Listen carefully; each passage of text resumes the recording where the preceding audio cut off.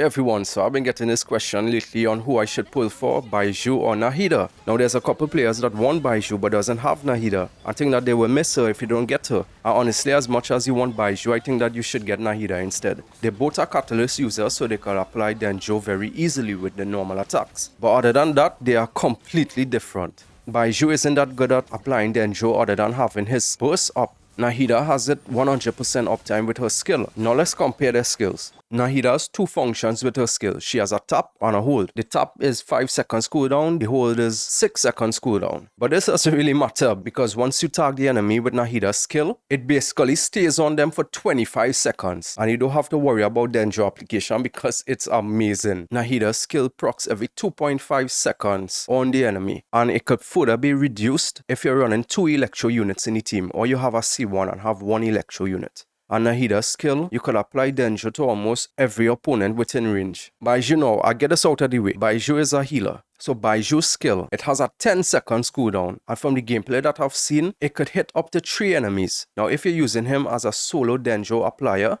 if you don't have enough energy recharge to have his burst up 100% of the time, you're gonna have some trouble. That's if you're not using him as an on-field character. Now his skill and his burst heals, but if you look at most of the meta Denjo teams, they use Cookie, Kokomi, Yao Yao, Barbara for super blooms, and they fill that role very good. The one concern about Baizhu is that you might have to run a second Denjo character in his team if you can't have his burst up for 100% of the time. So you tap his E, it applies Denjo up to 3 enemies, it comes back, it heals you. Now for their burst.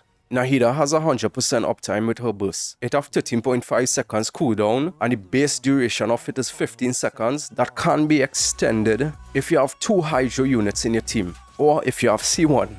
The cost of her burst is only 50 and she generates a lot of energy, even off field. So she'll always have her burst up. Baiju's burst costs 80. It has a cooldown of 20 seconds and it has a duration of only 14 seconds. So for 6 seconds, his burst will not be up. I don't really see it as a big problem, but I could see it being frustrating in a couple situations. Again, his burst heal and it generates a shield. Now I'm not sure how good that shield is, but it doesn't look so good on paper.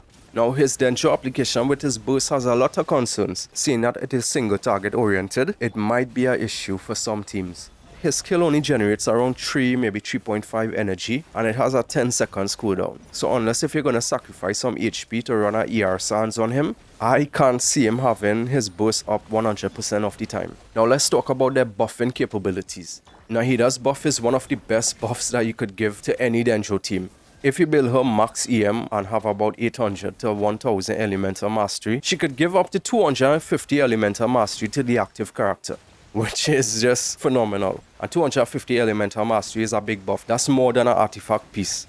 Baiju's buff now, it says that it gives 2% for every 1000 max HP he possesses to Burning, Bloom, Hyper Bloom, and Bursion, and 0.8% for Spread and Aggravate. Now it says that this lasts only for 6 seconds. Now I'm not sure if this triggers every time he heals someone with his burst, but if it doesn't, then that's gonna suck. And I saw some comparisons saying that it's a little less damage buff to your active character compared to Nahida's. I won't get into Constellations, but Nahida's C2 is very strong. It basically gives 20% crit rate and 100% crit damage to your reactions.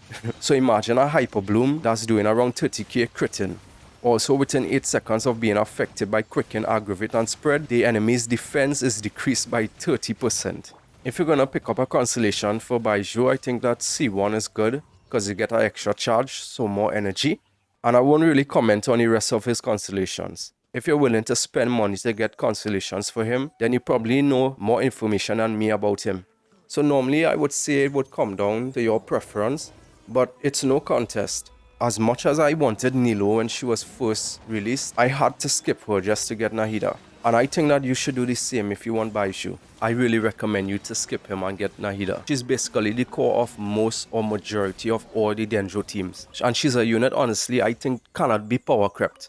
Her Denjo applications and her buffing capability is something that cannot be replicated. It's cannot be replicated. Replicated. Wait, I cannot see the word replicated. Replicated? Replicated. Alright, you know how Yelan is like a second Shingsho, but not as good as applying Hydro? I wish that Baizhu could have been similar like that. where one team you would run Nahida and then you could have run Baizhu to fulfill her role on the second team. It's just that I kind of see that happening. I bet you that a lot of Baizhu teams will have Nahida on that team as well. They can go hand in hand, like Kazuha and Bennett. Nahida provides an elemental mastery buff, and Baizhu provides a damage buff. They could be a very good duo, but yeah, that's all I could say. Get Nahida and pick up Baizhu on his rerun. Leave it to us on below. Let me know who you're pulling for, Nahida or Baizhu. Hit a like and subscribe if you enjoyed this video, and I'll see you guys in the next one. Take care.